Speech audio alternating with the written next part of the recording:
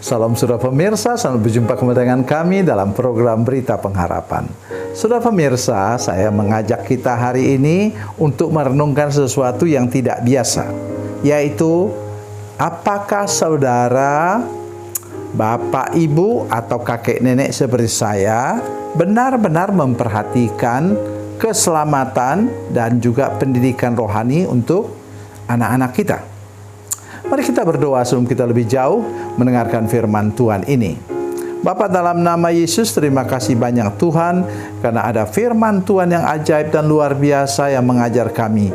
Terima kasih Tuhan, terpujilah namamu. Kami mengucap syukur dan percaya kuasa dan keajaiban Tuhan ada bersama-sama dengan kami, bersama-sama dengan orang tua atau kakek nenek yang masih mempunyai anak-anak kecil. Terima kasih Tuhan, dalam nama Yesus, haleluya, amin. Saudara pemirsa, mari kita membaca Alkitab kita dari Lukas, Injil Lukas, penyanyian baru, Injil Lukas pasal 18, Lukas 18 ayat 16. Demikian bunyi firman Tuhan. Tetapi Yesus memanggil mereka dan berkata, biarkanlah anak-anak itu datang kepadaku, dan jangan kamu menghalang-halangi mereka, sebab orang-orang yang seperti itulah yang empunya kerajaan surga. Amin. Saudara sekalian, memang ini keadaan anak-anak ya.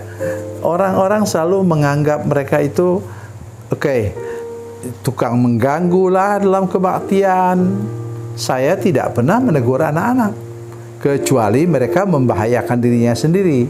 Misalnya di bagian belakang gereja kami ada kursi-kursi yang disusun, supaya kalau orang ada tambahan jemaat yang tidak mendapat tempat duduk bisa ambil dari situ. Saudara, kapan saya marah? Ketika mereka sudah mulai naik ke atas kursi itu. Kemungkinan bisa jatuh. Dulu waktu kami masih di gereja yang lama, begitu juga. Anak-anak naik sampai ke jendela, itu lantai 3, saudara sekalian. Apa yang terjadi kalau dia jatuh? Jadi saya mohon supaya kita punya tanggapan kepada anak-anak tidak seperti tanggapan para murid di sini.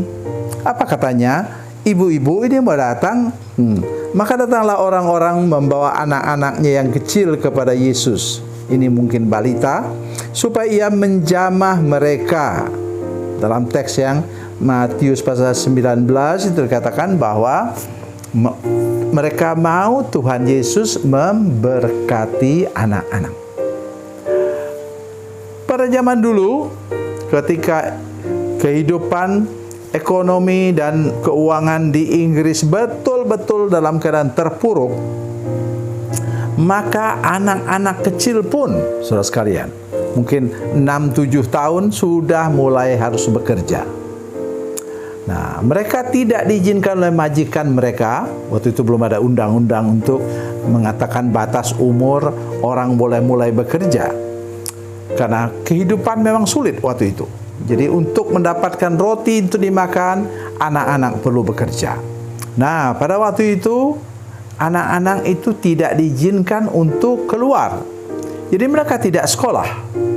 Ya, kemudian datanglah seorang bangsawan Inggris yang bernama Robert Raikes. Dia kaya, dia mampu, dikumpulkanlah anak-anak pada hari Minggu, karena hanya hari Minggu anak-anak itu diizinkan untuk libur, ya, atau off. Dan kemudian dia kumpulkan anak untuk hari Minggu. Ya, karena mereka tidak ke gereja, mereka suka-suka aja kayak anak-anak liar begitu.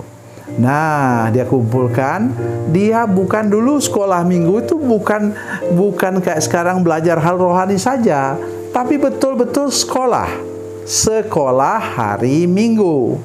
Memang di sana diajarkan firman Tuhan juga, tetapi di sana baca, tulis, hitung. Sekalian, kemudian itu berkembang sedemikian rupa sampai ribuan anak-anak. Kemudian Robert Raikes kemudian mengajak teman-temannya sesama bangsawan untuk membantu dia. Maka sekolah minggu berkembang kemana-mana. Sesudah ekonomi baik, maka itu tetap diteruskan oleh gereja. Sekarang lebih kepada sekolah apa? Sekolah rohani. belajar hal-hal yang rohani. Itu sebabnya mengapa saya mengajak kita hari ini, orang tua atau kakek nenek yang punya cucu yang masih kecil dan orang tua yang punya anak-anak yang masih kecil, mari didik mereka dari sekarang dalam kehidupan rohani yang benar. Mengapa? Ada 3 ciri khas anak-anak. Satu ialah anak-anak itu percaya saja bahwa orang tuanya punya uang. Saya berkali-kali saudara sekalian, di supermarket atau minimarket, saya akhirnya bujuk ibu-ibu, saya katakan, Bu, sekali ini sajalah. Ini kakek ini mau belikan es krim untuk anak. Karena anak sudah menjerit-jerit sampai kena tampar mamanya. Menjerit-jerit minta belikan es krim. Saya tahu mungkin ibunya punya uang, tapi dia tidak mau nanti es krim itu merusak gigi anak atau apa begitu ya. Tetapi saya tidak sampai hati. Saya belikan es krim yang murah-murah itu, yang kayak permen itu. Kemudian kasih anak itu dan dia berhenti menangis. Dia heran, kok ada opa yang dia tidak kenal kok sayang sama dia. Saya tidak bisa tahan saudara sekalian. Nah, itulah anak-anak selalu percaya bahwa orang tuanya punya uang. Bagaimana dengan saudara sekalian? Apakah saudara-saudara selalu yakin bahwa Tuhan punya persediaan untuk kita? Itulah namanya Yehova Jireh. Nah, Tuhan selalu punya persediaan. God the provider. Itulah. Yang kedua ialah anak-anak itu tidak dendam. Ya, tak bisa dendam mereka. Hari ini berantem, kadang-kadang saya berdarah-darah. Tapi besok bermain sama-sama lagi. Dan anak-anak itu selalu membanggakan orang tuanya.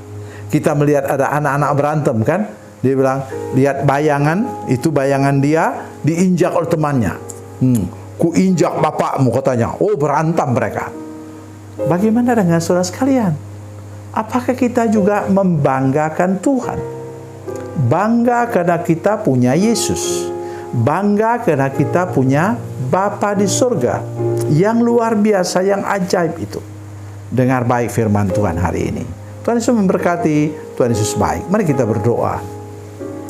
Bapa, dalam nama Yesus, terima kasih banyak Tuhan untuk kebaikan Tuhan, anugerah Tuhan kepada kami hari ini.